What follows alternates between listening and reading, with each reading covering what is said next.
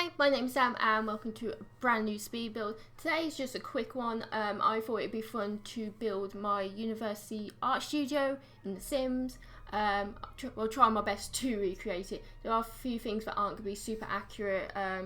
Some details I'm going to have to change because certain items aren't in the game. For example, I have a tabletop easel, but that isn't an item in the game. So I'm using a freestanding one. I don't have a mouse hole in my space. I just want to clarify that. I put that there so to kind of look like the hole that is there. So basically, a hole was put into one of the wooden dividers that we used to divide up the studio spaces, so then I could access the plug socket, so I could charge my laptop and such like that. There's a couple of other things that aren't super accurate, but I've tried to do my best to recreate it as accurate as I can. It is quite messy, but that's just how my studio space is. I have a lot of clutter, especially under my desk. I have a massive cardboard box filled with random stuff. Paper always ends up under there. I've got a wall, all sorts of stuff underneath there.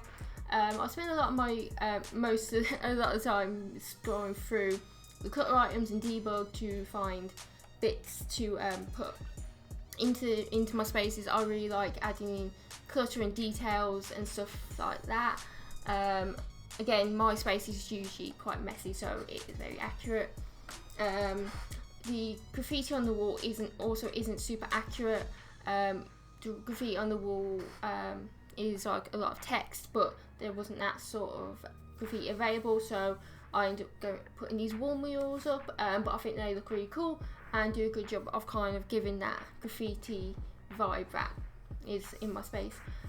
And yeah, a lot of scrolling through debug, trying to find bits like the paintbrushes, paints, a lot of little bits. I spent a lot of time trying to find the Day of the Dead skulls to go onto the shelf, because that was one of the main things that I was like, I know they have skull. I'm gonna use that because I have like plastic skull, like a Halloween decoration that I painted on the shelf.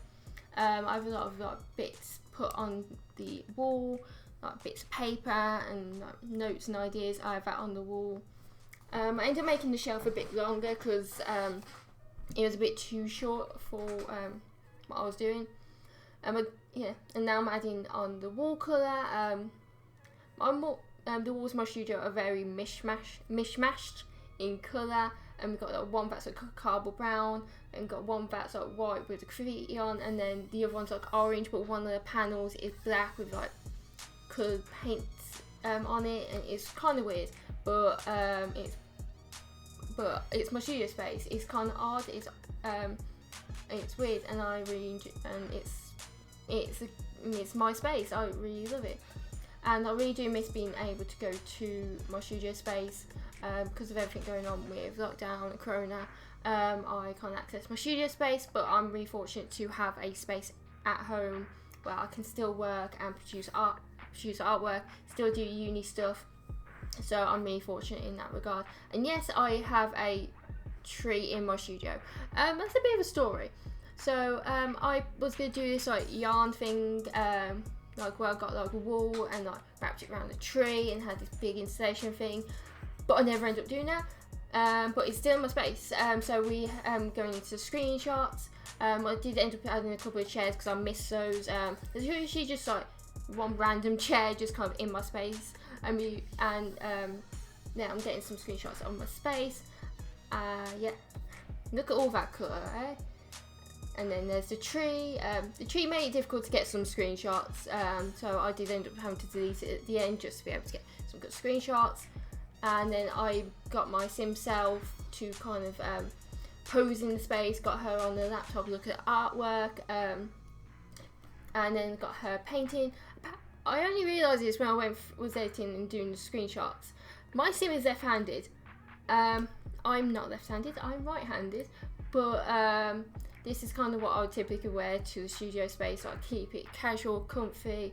I usually have my hair up because there have been times where because I've got quite long hair, it gets in the paint. And I thought it'd be nice to end with a little clip from one of my time lapses of me, painting time lapse of me when I was in the studio space.